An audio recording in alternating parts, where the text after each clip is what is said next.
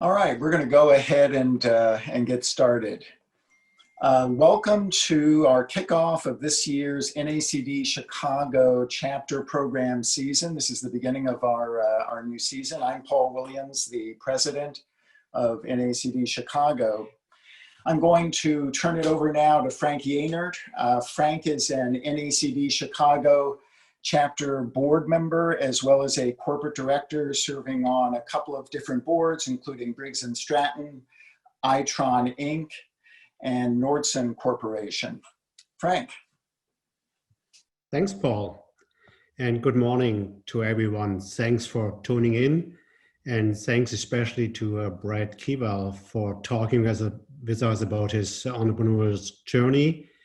And also for sharing with us, Brad, your thoughts about how boards can help companies to navigate through these unprecedented challenging times. And maybe even more importantly, what boards and managements can do right now to position themselves to become even more competitive in the future. Because every crisis not only means risk, but it also means opportunity. So I'm sure that most of you, especially those of you who live in Chicago, are familiar with Brad, have probably followed his entrepreneurial journey. But if you're like me, you probably just heard part of it. Brad has a tremendous successful career, and let me just give you a brief summary of some of the things Brad has been involved with. So over his 27-year career as an entrepreneur, Brad has founded or co-founded 9 technology companies in all kind of different industries and business models, for instance, in healthcare, logistics, enterprise software, e-commerce, artificial intelligence, media, just to name a few. So he has raised almost $3 billion from in venture capital. He has taken 2 companies public. Groupon would be one of them. The other one would be Echo Global Logistics. He has sold 1 company to New York Stock Exchange listed company, sold another for almost $1 billion in purchase price. And some of the companies' names you have heard I already mentioned: Groupon, Echo Global Logistics, Tempus, or Uptake. Uptake is the latest venture he started a couple of years ago. And for those of you who might not be as familiar with Uptake, it's a predictive analytic, and Brad, you can correct me later if I don't get this right. It's a predictive analytics software company which helps companies, their customers, to increase productivity, safety. It's based on machine learning, artificial intelligence, data science. And it's a tremendous success story as well. It's the fastest company to ever reach a valuation of $2 billion. Brad and Uptake have received several awards and recognitions from Forbes, CNBC, the World Economic Forum, and last but not least, from EY. Brad in 2019 became the Entrepreneur of the Year winner of the world. And that's how Brad and I got to know each other better. I won in 2008 for the region in the Midwest in manufacturing, and I know how hard it is. But Brad not only won the region in the Midwest, he also won the US in his category of emerging companies. But then he went on to win the overall US award with EY, and then he went on to win the world in 2019. And just to give you an idea, he was up against almost 50 national winners from 50 countries. Tremendous accomplishments, so congratulations, Brad. So, but not only is Brad an entrepreneur, he also is involved in other things. He started Chicago Ideas, I'm sure many of you are familiar with, over 10 years ago. He's a mentor, he's a lecturer, he's a philanthropist. He signed the Giving Pledge, giving more, most of his wealth away, like Warren Buffett and Bill Gates did. And I could go on, but I'm not going to do this because we want to make sure that Brad has an opportunity to talk as well. So Brad, when I think about all the companies you started, you're a serial entrepreneur. And how did you get to this point that you became an entrepreneur? Did you just stumble into it by accident, or did you get up one morning and jump out of bed and said, well, I'm going to be an entrepreneur? Or is it something you always wanted to do or something you had to do? First of all, thank you for the super kind words, Frank, and a pleasure to be with all of you. To me, being an entrepreneur, or better, a different way to articulate it is taking the road less taken, was more instinctive than it was a balancing act. And that led to some hard realities at young ages, like just getting a job offer out of business school and having a certainty in my gut that there's no way I could ever be an investment banker, which is that takes some time to try to figure out why it is that the job that you interviewed for, that you got offered, was so clearly not something that you wanted to say yes to. And then when I chose to go to law school, my clarity was around learning rather than a profession in law. And again, at the end of law school, the choice to starting businesses was something that just was more who I am than what I was going to do. And that's taken some time, or it took some time to get comfortable with that dynamic of, an entrepreneur, I think, who's truly committed to the entrepreneurial journey is more someone who must do it for whatever the reason is, versus someone who sort of chooses to be an entrepreneur over something else. There's a certainty, if you will, in your gut, and that doesn't always lead to a successful road, but it certainly leads to a pretty adventurous life. It's interesting. I remember when we interviewed for the EY World Entrepreneur program, that you compared entrepreneurship to like being an artist. And I still remember in the interview you said, an artist doesn't just decide one day, I'm going to be an artist. It's something he or she has to do. And you like this you liking this to be an entrepreneur. Can you elaborate a little bit on this? I thought it was a very interesting. I never heard this before, but I thought a lot about it, and I thought it makes sense. Yeah. Just tell us a little bit about your thoughts here. The rationality for an artist to spend a life doing art, if you will, creating art, is not in our society a rational choice. The odds that an artist will be able to pay their bills and buy a house, etc., by virtue of doing art, are not high by any measure. Yet the number of people who become artists, who are artists, is probably a better way to put it, and who therefore make art as their core calling, continues to be meaningful in this country. And I find that curious, because it must mean that there's something going on beyond simply rational economic decision making. There's something more personal and more purpose driven. And I suppose I over time have abstracted that to entrepreneurship as well, because I know myself, or I'm getting to know myself better every day, but then I meet so many young entrepreneurs or career seasoned entrepreneurs, and what I eventually developed a sense for is this might not be rational economically, because the odds are, from a failure basis, that a relatively low percentage of entrepreneurial ventures even exist after 5 years. If I recall correctly, I think the numbers between 20 and 30% of enterprises on a macro basis survive 5 years from startup. Yet the number of people that are choosing the entrepreneurial path continues to rise, actually. So there must be something going on beyond simply supply and demand, if you will, or economics, and it must be there's something more core to these people, like me, who do it despite the odds. And that's why I eventually found some comfort in the correlation between entrepreneurs and artists. And I think it holds, that there's a similarity of taking risk or going towards the unknown as a source of comfort and stability, if you will, or comfort and purpose, versus going towards the more known and calculated. And that's, to me, that's where the excitement is finding something that's interesting to me intellectually and logically, and then going right into risk where others might avoid risk.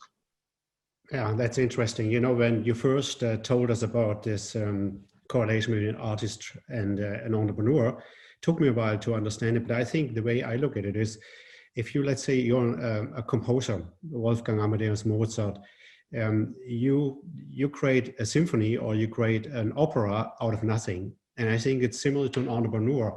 You start with nothing, you start with an idea, and then you have to make a lot of things happen for this to be successful. But you mentioned something earlier, which I thought was interesting. You said most startups fail. And I was wondering, when you started, were you successful right away, or did you have some setbacks? And if you had some setbacks, how did you overcome it? Well, I've had setbacks consistently. If there's been one consistent thing with my particular journey, it's been failure or challenge versus success. The setbacks, the first business I ever started was when I was 6 or 7 years old, a greeting card business. So it did okay. It did pretty well, actually, because I got a bunch of stores around suburban Detroit to sell these greeting cards. And I don't have a good recollection about how that stopped. But let's just say it didn't go on to become the next Hallmark. But when I then graduated law school, and I, with a business partner, went out into the world and started building businesses, we achieved a lot of success. And speaking of board conversation, we achieved success, and we sold that company to a public company, and that public company didn't do so well. And I learned a lot of lessons about board dynamics in that process. Point being that when I was 31, 32 years old, I fundamentally was starting over, both economically and sort of what's next. I mean, it was a blank slate. And that's hard when you've got 2 kids. That challenges your true north of what next. Do you go take a job? Or do you figure out what you're going to do next in terms of what are you going to start next? What are you going to do next? Versus what job you're going to take next. And so out of that failure, this is much easier in the rearview mirror than the looking ahead. But you look in the rearview mirror and you say to yourself, the failures are what define you. It's hard to have that appreciation when it's happening, but that's when you sort of harden or soften the edges or sort of solidify the armor to say, this is more who I am versus what I do. And on we go, keep going and keep being curious. And that's fundamentally what happened, was just pretty intensive curiosity about what do I know now that I didn't know before? What lessons do I have about myself that can apply to business opportunities? And I have a pretty disciplined way of trying to understand that, what I'm good at, what I'm not good at, and you keep going. Interesting. So most, having been a judge at EY for, 9 or 10 years, I've seen a lot of entrepreneurs fail several times before they finally became successful. Now, that's not an uncommon situation. So when you went through this situation... By the way, the way I say to my kids is I say every overnight success story is probably 10 years in the making, maybe 15 or 20. So, be careful how you calibrate the time concept of overnight. Yeah, and you rarely hear about the failures. You typically only hear about the success stories, because that's what's interesting, right? So, talking about this, when you went through this setback, the first setback at 31, did you have any people who kind of helped you think through this, like a mentor or something like this at that time, or were you just depending on your own strength and input? I've had a number of mentors. The answer is yes. I have been fortunate to have had a series of mentors over my life. Really the first one and probably the most impactful is a man named Zell, who many of you might recognize that name.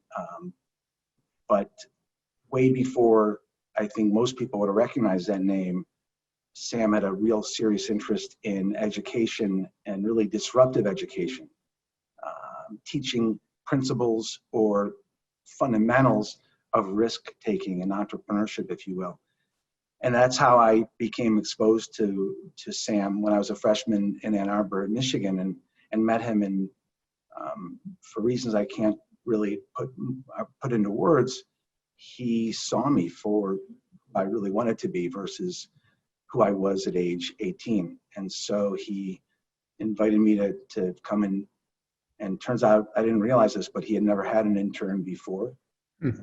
He, in that particular summer of 1988, he decided to have two interns, one me, an undergrad, and then one MBA. And he's never had interns since then. And both me and the other person are still part of, close to an integral part of his world. So Sam's been a mentor for 33, 34 years now. And so at the time that there was, over time as I failed, he's been a great source of calibration of what's the value of the failure. What can you learn from the failure? And then some sort of more neutral perspective of here's what really happened, or here's what I see you did, and here's what, let's say, they or it or the world happened to do or be, and then fundamentally at the end of every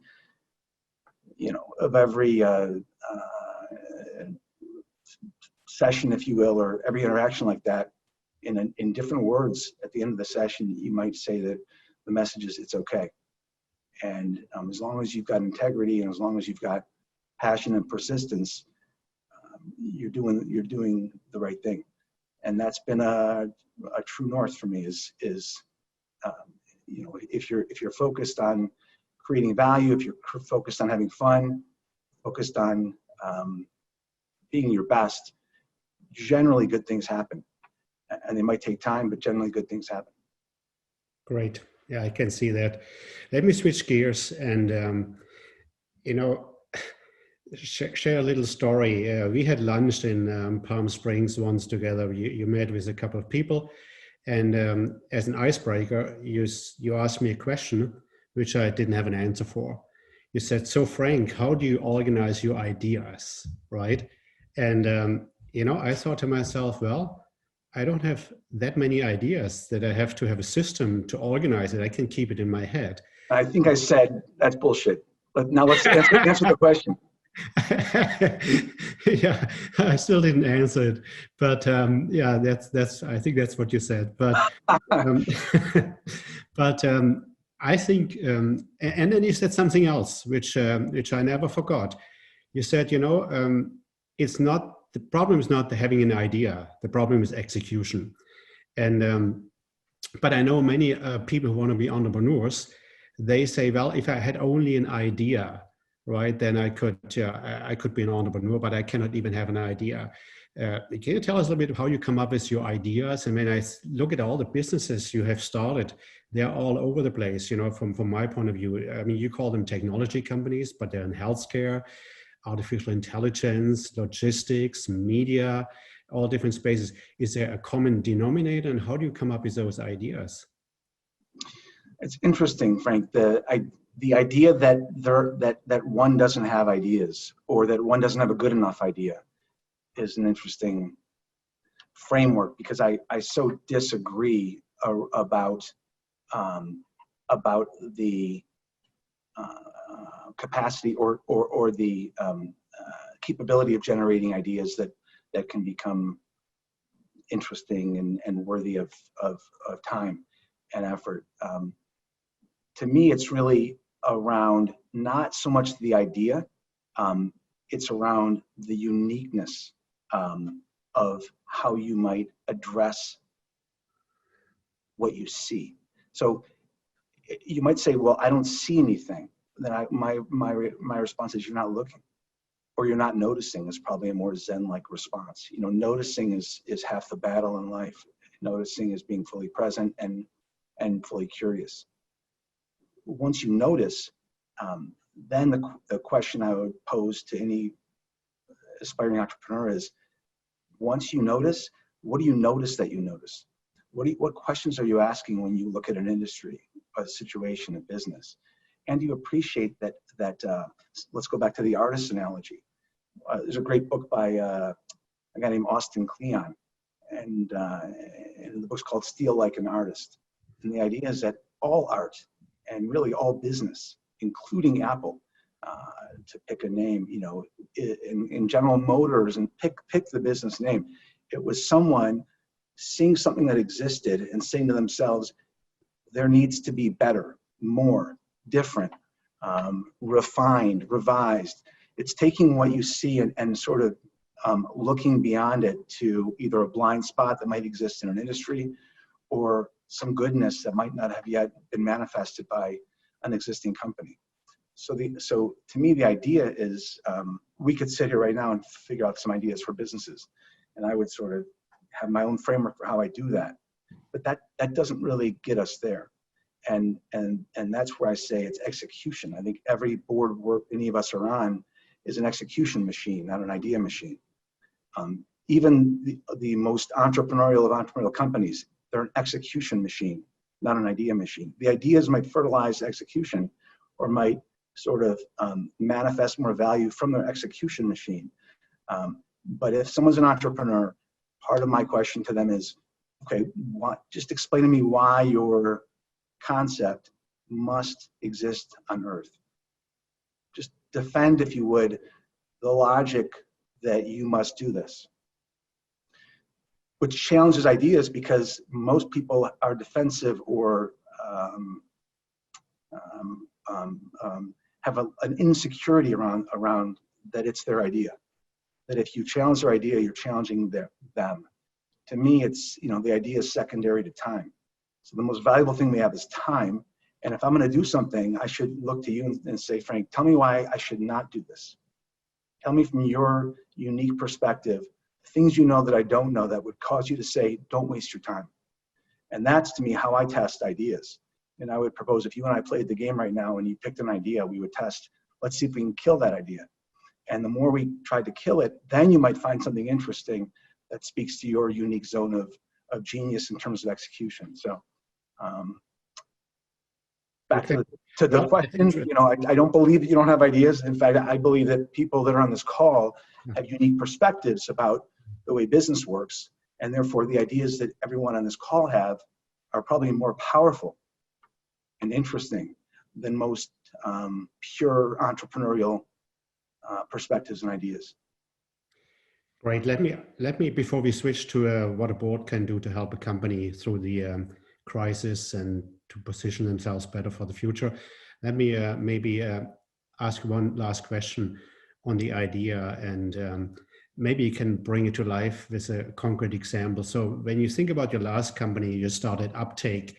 How did you come up with the idea, and how did you decide not to kill the idea? Well, in terms of Uptake, what I saw, back to my question to you. The reason I asked you that question at lunch is because I find real value in understanding how other people do what I try to do better. So I try to better understand how to collect and synthesize and, if you will, curate all my ideas, because I have lots of ideas. I write them down, I organize them, I sort of revisit them, I see how they connect to each other. So I'm almost trying to find patterns in my own thinking, and then trying to correlate them to my doing, my ability to do. And then I'm trying to figure out where the pattern I see out in the world connects to something that I think I do well. So with that framework, and I would say one of my strengths is my curiosity. I'm very interested in understanding and asking the word why. I'll often say why 2 or 3 or 4 times before I'm really satisfied that I understand, which is probably 1 to 3 times more than most people would have the patience to really want to understand something. So with that framework, what I saw was a number of realities around technology manifestation and progress. I saw compute power being commoditized. We call it the cloud. But that to me is just compute power and compute capacity, where capacity is going up and cost is going down, and it's almost it's going to be riding the wave towards virtually free, which is a radical, mind-blowing development. And these are things that I saw, I guess, 6-7 years ago. I saw connectivity, mobile, satellite, and otherwise, having a similar trajectory to Moore's law, which is up in quality, down in price. Sort of interesting, but that would be a new capacity of technology to connect a phone or a thing that would transmit some data of some sort, ones and zeros, to somewhere else, to the cloud. It's interesting. I also saw data science, both because of some of our legal constructs, but also some of our practical constructs. Data science was no longer a genius in the back office with an idea. It's a process, it's a machine. We call it AI or machine learning. Data, that's just about the computer understanding things better than a human could. And this added up to me to something that was pretty obvious, which was everything that moves or has an attribute physically that would do something, a machine, a truck, any process, a fan, turbine, pump, should be able to be watched all the time. Well, human beings can't watch everything all the time. Well, that to me equals an opportunity. What then was interesting is that I didn't see other entrepreneurial approaches to the opportunity. I saw, speaking of board memberships, I saw big corporate approaches to the opportunity. And I do have a bias that in the world of technology, a focused and disciplined approach to execution can generally beat a divisional sort of go do this approach to execution out of a big company. And I have a core belief about blind spots of big enterprises. There's many. And greatness of a big enterprise is to find a way to fill blind spots through some unique collaboration or some approach that would accommodate blind spots and sort of mitigate the risk of being irrelevant. In this case, I just didn't see another entrepreneurial approach. I had this concept that, you know, there needs to be an entrepreneurial, more neutral platform that serves operators in their activity with machines.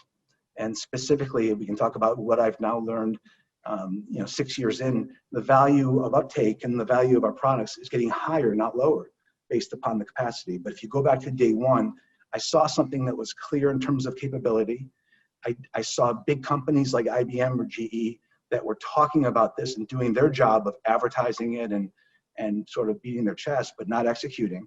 And I saw a role for an entrepreneur in that space to do something unique. Speed, agility, execution. And that's what uptake really is a story about, is a blind spot that has huge value to society and to business, and the execution so that there's a quality choice for the operators of these machines, for companies in manufacturing and construction, mining, aviation, energy. These companies that are operators have a choice other than a legacy company, a legacy technology firm, and other than the maker of the machine itself. Interesting.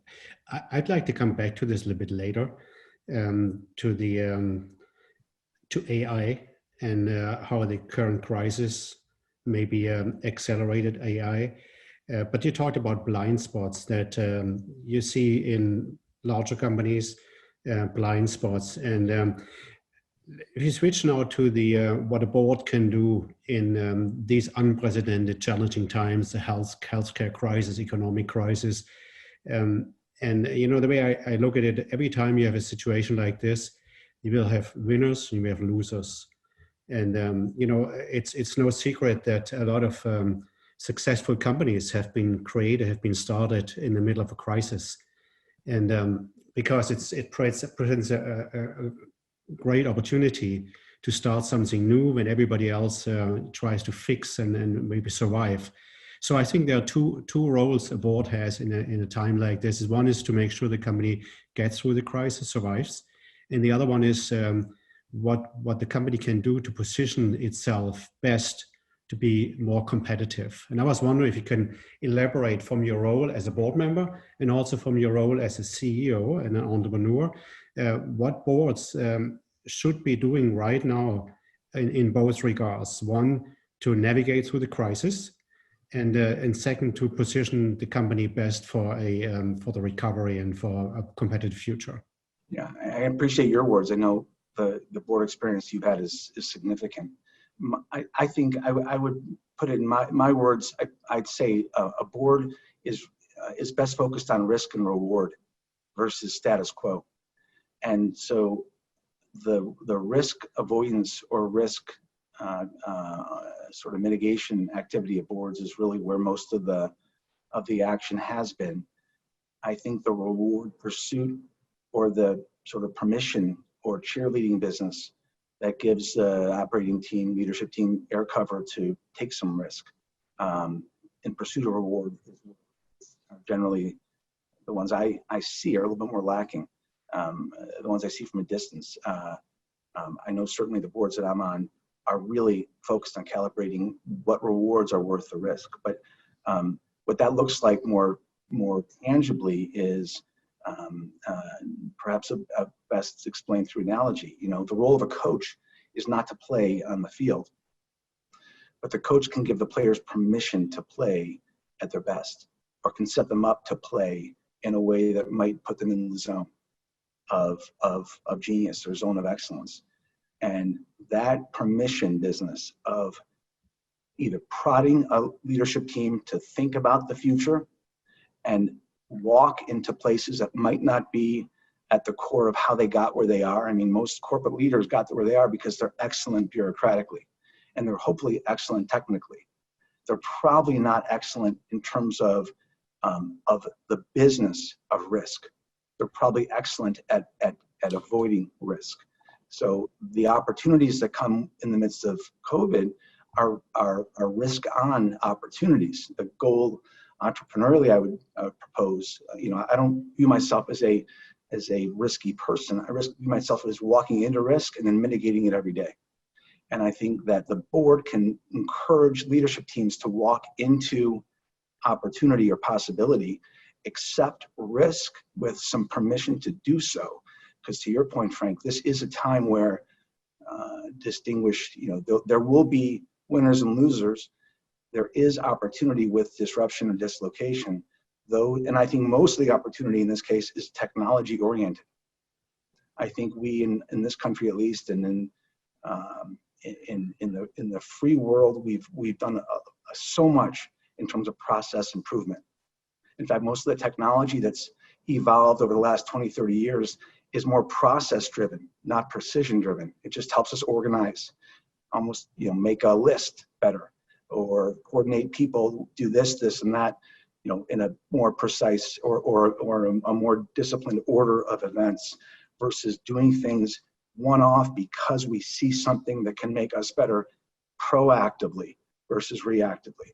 So everything about our business environment has been process driven. Now it's going to be about precision driven. And that is technology enabled, technology enhanced, and that's not comfortable for most, you know, from people that have worked their way up the ladder are probably not core technologists, and that's where the blind spots emerge. Interesting. So somebody said, and maybe it was even you, I'm not sure, but somebody said that the current crisis is going to propel artificial intelligence forward by years. Did you say this, or did you hear it, or what's your view on this? Well, I think there's a lot of things happening right now. We're coming to light right now that are, if you're really tuned into it, somewhat shocking / disturbing / opportunistic. Let's go through a few of them. Number one is we're looking in society, okay, in a more public life, not private companies, public companies, but we're looking in society and geopolitical terms at the difference between dictatorship and democracy. in relation to technology.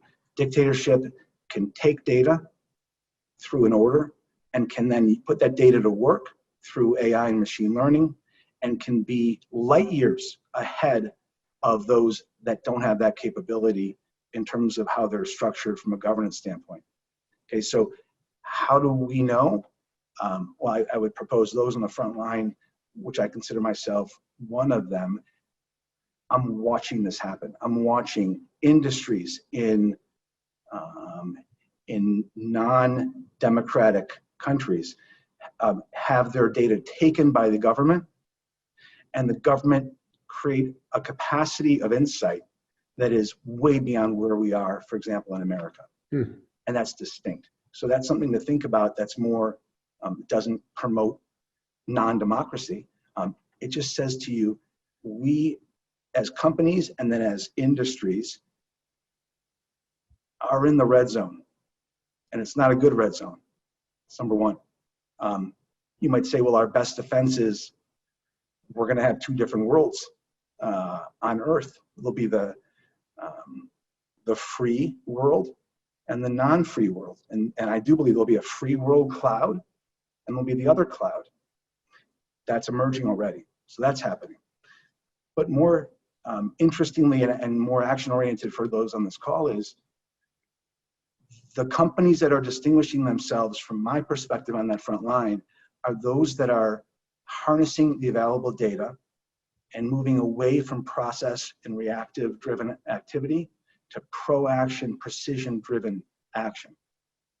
It's all because of their capacity to take data and create data integrity or data with integrity, and then use it. And while that sounds so simple, our biggest structural enemy to that is how we've set up our companies historically. So the matrix orientation of company structure, big company structure, does not speak to a cross-company harnessing of data in service of precision activity.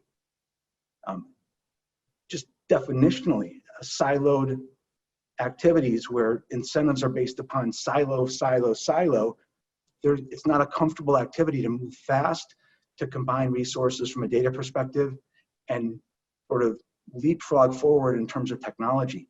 That's why CTOs of this world are managing messes versus sort of thinking about 100% of their time, how do we get competitive advantage? That's why CTOs are, and technology is more of a cost center than a profit center. Whereas I look at technology and I say, why are you not expecting profit and additional revenue or lower cost from technology directly? And this is all a relationship, all in relation to data availability and the capacity of technology to take whatever data exists and create proactive insight out of that, that existing sort of corpus of data that's within a company. Radically different activity. We're all witnessing the early days of it.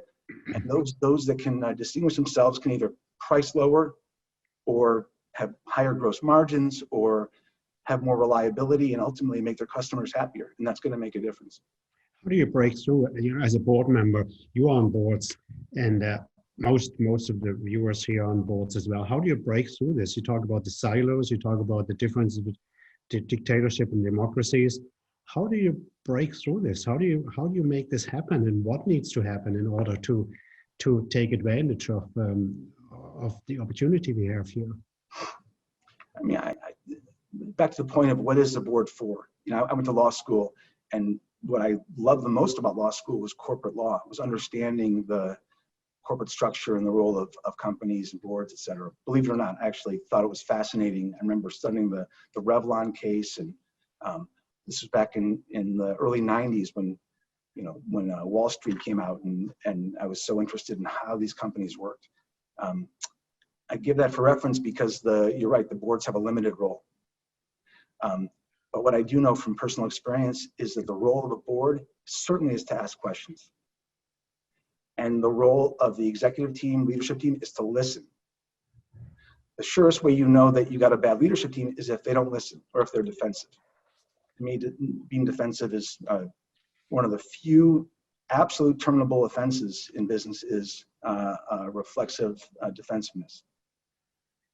So given the power we all have to ask questions and either have a strong opinion held lightly, but with curiosity, so we can talk about that strong opinion, or a light opinion, sort of a sense, but a strong sense. Both of those are formulas to provoke good conversation. And that ability of all of us to ask really interesting questions that might not have easy answers is the beginning of change, believe it. I mean, I think it's as simple as that. The right question in the right board meeting or the right board activity that's received with similarly curious response, or if there's no good answer, with the ability to explore what the answer might look like, or that there is no answer yet. That right question from the right board member is the instigation. It's a spark to the fire of better, of progress, of positive evolution. And questions like, is there integrity around our data, our operational data? And what does it look like? Is it 24/7 integrity, or is it once a month integrity? And if it's not 24/7 integrity, why not? And if it is 24/7 integrity, how much of our collective company's data is held and maintained in 24/7 integrity? To me, what this has come up with personally is this question: why do our audit committees not deal with data integrity? We deal with cybersecurity under audit, and we deal with the audits. And I think it provokes a discussion: should there be a new committee on boards, a data integrity committee? And why would that be? Well, because data to me is one of the most untapped assets that companies have. So it's an interesting asset, and therefore it's a pretty appropriate space for a board to have some framework to understand emerging assets. And the idea that data, is it reliable? Can we audit that it's reliable? And then as a third order, is it secure? There's enough action around data, distinct from financial audit, that it's valid, I think, to start to talk about a data integrity committee. And the other thing I'd offer is board members can say, what do we do with startups? And when they come to us to be their customers, to be their partners, what do we do? How do we respond to disruptors? Do we embrace them? Do we shun them? Do we tolerate them? Do we integrate them? Those are questions that a board can ask that would provoke conversation that might lead to another, 10 years ago, I wrote an article for Forbes, and I said every company should have a chief startup officer. Partly that was self-serving, because I saw as an entrepreneur, when I call a big company, who do you call other than the CEO? And the CEO is busy, and everyone, so maybe you get their attention, but other than the CEO, no one else has incentive to discuss or embrace or take some risk by doing something that might engage a new or disruptive company in that same industry. But fundamentally, these disruptors in an industry are opportunities for that big company to either see something that they otherwise couldn't see, or augment what they do with the services or products of that company, that new company. So this chief startup officer idea is a question that could potentially provoke discussion at a board level, which is, how do we engage with startups? And is there a way we could do so that it was a true source of opportunity for us to see what might be currently in a blind spot? So all of these are frameworks, I think, that uniquely belong to the instigating power of a board member. And we might not have the power to do or consummate, if you will, but we do hold the unique power to provoke. And that's a power that starts with a question. Yeah, these are great ideas. And I want to get back to one of them, the chief startup officer. But before I make my comments, I want to ask the people who tuned in to get ready for their questions, because we're going to start the Q&A session in a couple of minutes. So, Brad, many disruptive technologies, they came from the outside. It's not, it's Tesla, it's Amazon, it wasn't Kodak, it was not GM, it always is from the outside. And having worked in a publicly traded company, the problem you have if you don't have a chief startup officer is that you have to report your earnings. And now you have a business which is a legacy business making tons of money. And every time you take $10 million and put it in this business, you make a return of 3 million. And now you are asked to take 10 million and put it into a new technology, which is not going to create 3 million profit, but 3 million loss, right? While you're a publicly traded company and you are expected to always increase earnings. And to me, this has been one of the, in my experience, one of the biggest challenges to embrace a disruptive technology, because you take money away from something what makes money and put in something what loses money, right? And so when I look back at my own career, we kicked around an idea to become our own disruptor in part of our business. You know, starting a company on the side, which is basically which is going to cannibalize our own business. We didn't do it, but I think in hindsight, that was probably one of the things we should have embraced. And the problem is, if you take the people who have been successful with the old business model and you task them to become a disruptor, it's not going to work, because they're so comfortable with their way of doing it, because they've been successful with it in the past. It's impossible to get those people to put there. So you have to start from scratch with a new company, with people who are thinking differently and who are not burdened by the past successes. So I'm intrigued by this chief startup officer idea. I think it's a great idea, and I wish I would have known this a couple of years ago. I was still a CEO. I mean, I think you're speaking to culture as well, and the companies that have disrupted themselves, which there are, it's not true. You know, there are some that have been truly provocative in opening up their mindsets and mandating that if you're going to be part of the team and your risk aversion is such that it literally doesn't tolerate disruption or newness, you don't belong on the team. Yeah. So to me, it's I'm both on boards, but I'm also an operational leader with responsibility as the operational leader. And the idea of what is not tolerable is more important to me operationally from a distributed basis than what is aspirationally perfect in terms of how we all acclimate ourselves at uptake. The behavior that we know is not tolerable within our culture is easier to define, and it's a very clear way to sort of change culture.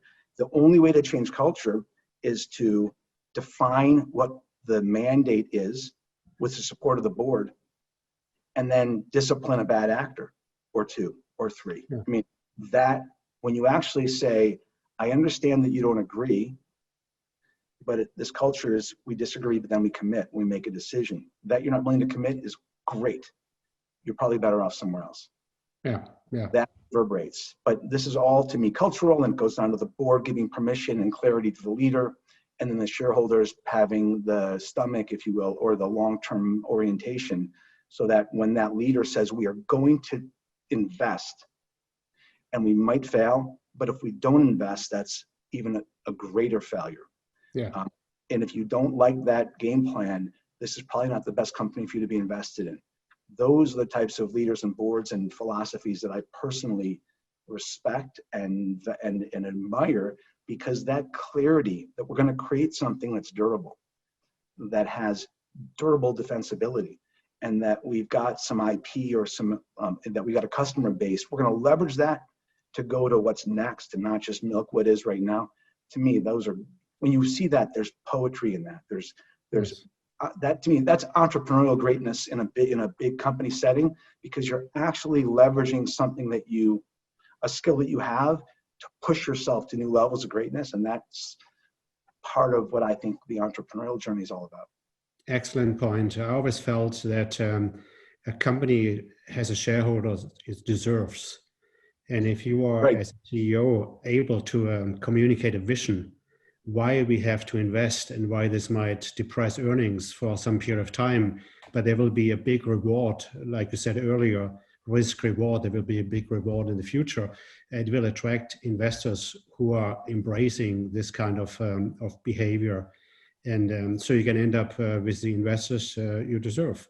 So I'll tell you one last thing. Just like so many, I mean, here I am sitting in Chicago, 20 miles south is one of the center points of all behavioral economic innovation or insight.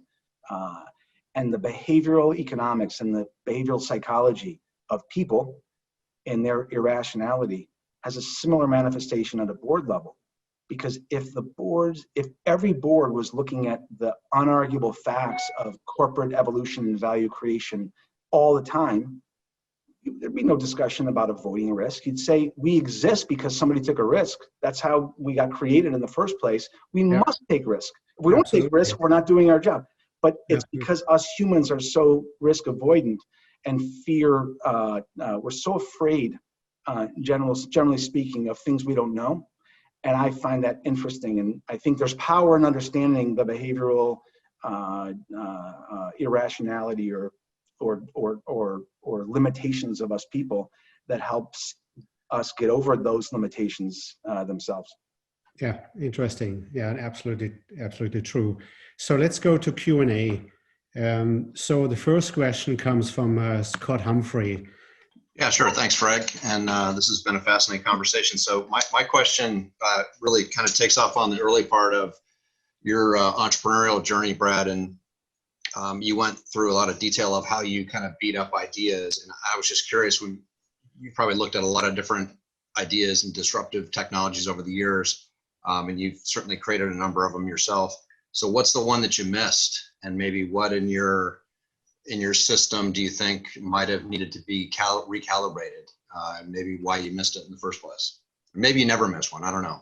Maybe you've hit all the pitches you had. But that's I'm positive the answer to that is no. But thanks for the question, Scott.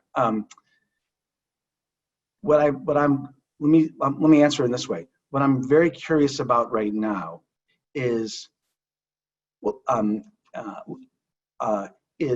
how much you can edit a business. So let me be clearer. I write a letter to Uptake, to the whole company every Sunday night. I've done that for 4.5 years now. It was something that I tried out. I said, I'll write a letter every day, every Sunday this year. It's my New Year's resolution. And I didn't know if I could do it. And now it's 4.5 years going. What I've learned from that experience is editing is hard. Writing is actually easier than editing. And great writers, great authors like Raymond Carver, his genius was editing, was refining the story, not adding to it. Similarly, I look at technology, to your question that I missed.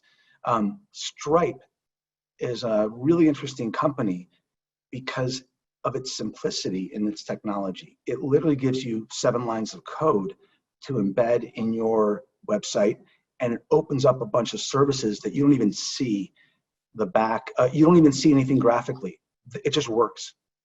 And the idea that great businesses can be built on very edited technology, very narrow, easy to buy, low friction propositions of technology is something I'm spending a lot of time on. How much easier or more simple can we make the proposition from a technology perspective?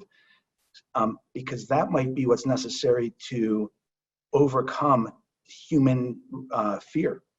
And I think that if you look at Stripe as an abstracted idea of technology-centered businesses, and you really studied everything about Stripe, I mean, deeply, you would find yourself with dozens of insights applicable either to potential new businesses or potential approaches to technology opportunity within business. So, and I think I've missed it so far, but it's what I'm really curious about right now. Probably at this moment in my life, above all, is where else would one line of code change everything? It's Karen from Minneapolis. And first, I'd like to say thank you to the Chicago chapter of NACD for allowing us people in Minneapolis to join in. Thank you very much. It's great.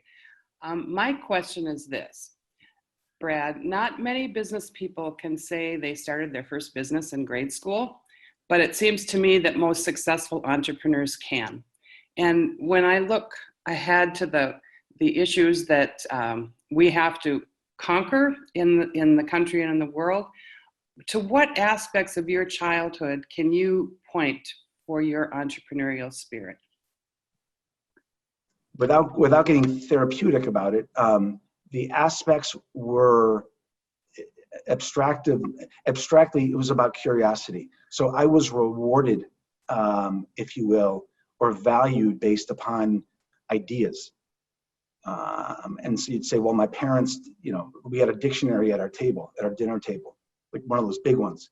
And their words were valued. And learning words was really celebrated. Ultimately, I think we all are dealing, I'm 50 years old, so I'm in that zone of life where I'm more philosophical than anything else in terms of what I'm learning philosophy, and I find it very relevant. We're all trying to figure out where we are in our journey, and journeys that start with reward based upon ideas versus conformity generally provoke more artistic or entrepreneurial outcomes or output. My interest in education these days, and where I think I could be disruptive in a productive way, at least my opinion, is around disrupting how we think about entrepreneurship, if you will. And that's why I started something called Future Founders, which is now gotten to be pretty big. It's sort of a more provocative approach to what we might think of as junior achievement. And we have programs now from Lemonade Stand as form factor for teaching entrepreneurial risk-taking and creative ideas, which we do for elementary schools, all the way through high school for the Chicagoland area.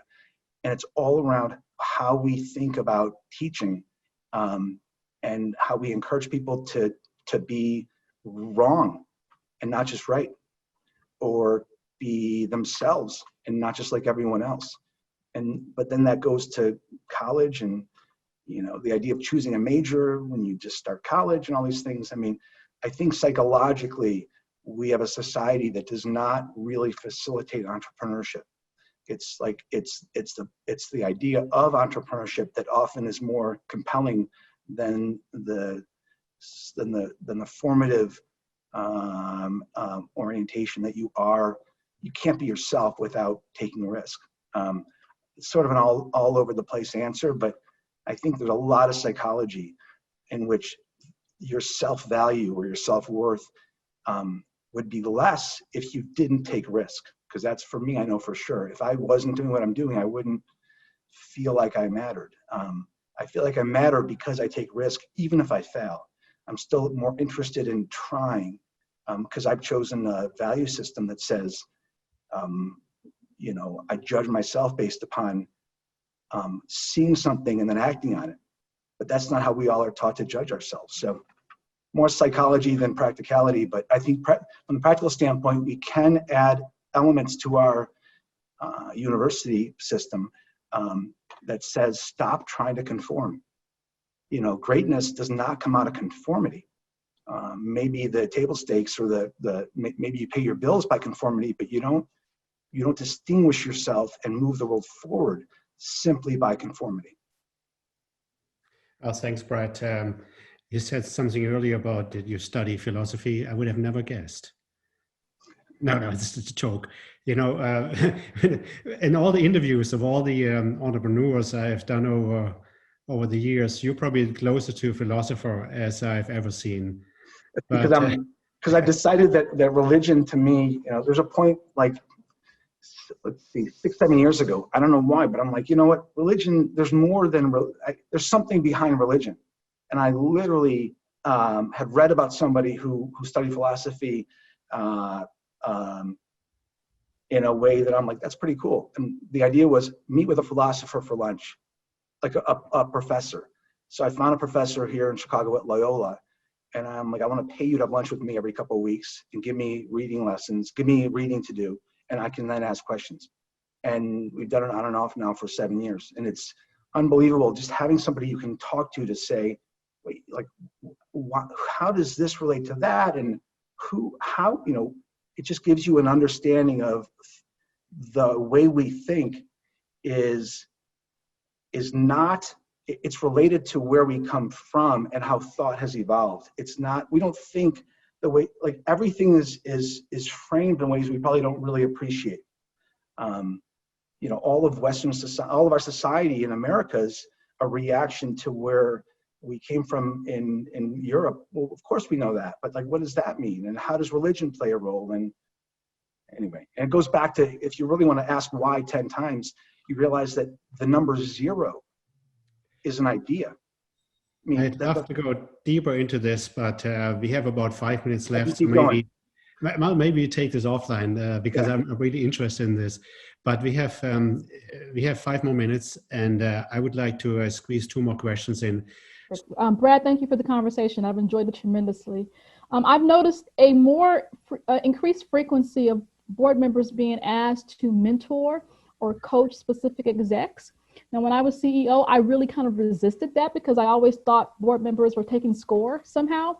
But what do you think about that in terms of asking board members to specifically do that with specific execs? Most of the boards I'm on have some sort of board buddy program, and I found it really valuable. Okay. The way that I've been part of it is it's a way to sort of better cultivate emerging leaders. It's often and at times it's a more intensive board buddy activity with one step below the leader, so like a skip level situation, like the next level leaders, because the board's going to have visibility to the core leaders on a quarterly basis, let's say, in a private company, maybe 6 times a year. The board's not going to really have visibility to one level below. And from a CEO perspective, it requires a CEO who says, I want to understand what's not going well, or I want to know what I don't see. If the CEO is interested in managing the board, well, then a board buddy program would be threatening. But overall, I think mentorship is outrageous. As a recipient of great mentorship, I value it dearly, and I do my best to pay it forward as well. So being a mentor to me is a really important part of being a person on the journey I'm on. And I think that part of the role of board members can be to help people interested in being better or being excellent and going beyond their maybe self-imposed or self-defined capacities. A board member can help that person with encouragement and advice to help them be even better than they thought they could be. So I'm a huge fan of the board buddy framework. Thanks, Sharon, for your question. Thanks, Brad. We have one more question from Karen Kane. Brad, as you know, the city of Chicago has faced an unprecedented problems, racial inequity, people being out of the loop in terms, but how do we turn to the resource and become a resource for the people in the South and West Side? How do we take that entrepreneurial spirit that you have exhibited and take that to those areas where there really is opportunity for new thinking? And how do you make that happen? And what are you doing in that area? I wish I knew, Karen. I think it is an existential issue. I think that we're looking, unless something changes soon, we're looking at a long period of hard to understand times in not just this city, but other big cities. And I'm pretty active, not day to day, and I don't want to overdo my activity, but I'm through, I started a museum called Wonder Museum in the West Loop that has actively been, we've been almost trying to get, pre-COVID, trying to give away and pay for bringing kids, students from the South and West Side to the museum. And that's hard to do things like that proactively, we'll just say philanthropically or whatever. Not as easy as you think to do what I might define as a good. And structurally, we got some issues, including tax base that's going down and city needs that's going up and security issues that are gonna not help us. I don't know any good answers. I do know that from my own personal conversations with our leaders in a bunch of different areas in our city, that this is a hard one. And there are not there, and we can talk about the structural politics and the economic framework of pension funds, et cetera, and how that prevents us from doing, from just changing everything tomorrow. We can talk about a flipped base of services versus revenue and what that means. I think it does take, to your point, Karen, something different. I was with one of our leaders last week, and I'll give you my idea. Not that it's worth much, it's just an idea. But I said, look, in Detroit, which I'm from Michigan, and I know Detroit really, really well. I'm from a suburb of Detroit, but a good friend of mine is a guy named Dan Gilbert, who has single-handedly sort of pushed and pulled that city into a more relevant status nationally. And one of the tricks I learned from him is, if you've got an empty building, give all of it to artists. Make it an artist, if you will, not colony, but make it a fertile place for artists. They need space. They bring creativity and generally provocative, positive gentrification with them. And the idea of taking a sort of moving art, bringing art into the areas of our city that might not feel integrated is a great way to integrate. It's non-threatening, it's culturally provocative, and I think it's a net good. And one thing that artists do need is space, and to be together with other artists, to be creative. And just imagine if some of these buildings, we use artists from those communities, and the cost of space plus materials is low on a relative basis, and the goodness that comes with that community is, I think, high. So, but I think it'll be ideas like that, and a lot of them where we've got to creatively change things, because force of money is not going to be the way that we make things better. It's going to be force of ideas and creativity, I think. Thanks, Karen, for the question. Hard question, difficult to answer, but I know in the last 3 minutes, which we have, Brad, you will have an answer to my last two questions. I know you're an avid reader. What kind of book would you recommend for board members to read right now? And then do you have any parting comments you would like to share with us? I'll recommend a book that it's one of the books I've given out more often than almost any other, although it's named inappropriately given where we are in our understanding of names like the word man, woman, etc. But it's called Man's Search for Meaning by Viktor Frankl, a book written 50, probably 60 years ago or more, 70 years ago. But Man's Search for Meaning is a remarkable book, period, end of story. If you haven't heard of it, at least check it out online, and if even better, read it. Any final comments you want us to take away? Here's one final one. Speaking of Man's Search for Meaning, I'm pretty curious about a guy named Joseph Campbell, who's no longer alive, but who's really was the framer of the concept of the hero's journey. And part of the hero's journey, at the end of the journey, is coming back to the village and being met by elders.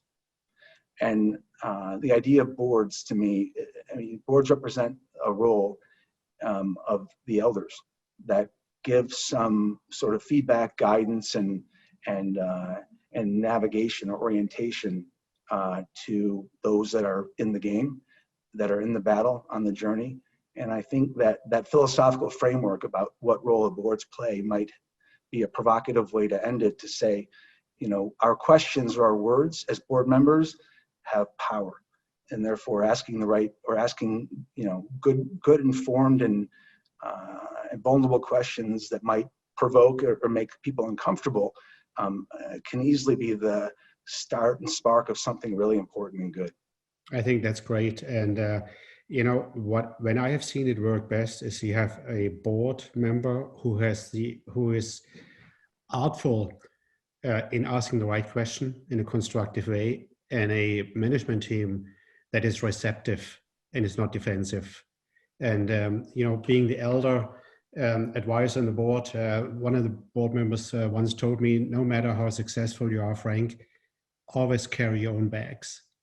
You know, I never forgot this. So you are absolutely right. It's the elder position, which I think the board certainly is expected to take and should take. So thanks, Brad, for. And let me say, Frank, you're in my. I met you 15 years ago, and I remember this. Yeah, and you are a wise elder in my eyes. So I appreciate not only you hosting this conversation, but for the sake of having a public stage, I want to appreciate you as a person. I think you're a wise elder, and those who are on the other end of that, of your wisdom, are fortunate. Well, I appreciate it, and thanks for your time. This was fantastic. I think I hand it over to Paul. Yes, thanks so much, Brad and Frank, for an incredibly engaging conversation and so many terrific insights. Thank you so much. Just wanted to say a couple of things. So the NACD Chicago chapter is supported by a select group of sponsors, very dedicated sponsors. And I just wanted to give a shout out to all of them for everything that they do on behalf of our chapter. We very, very much appreciate your support.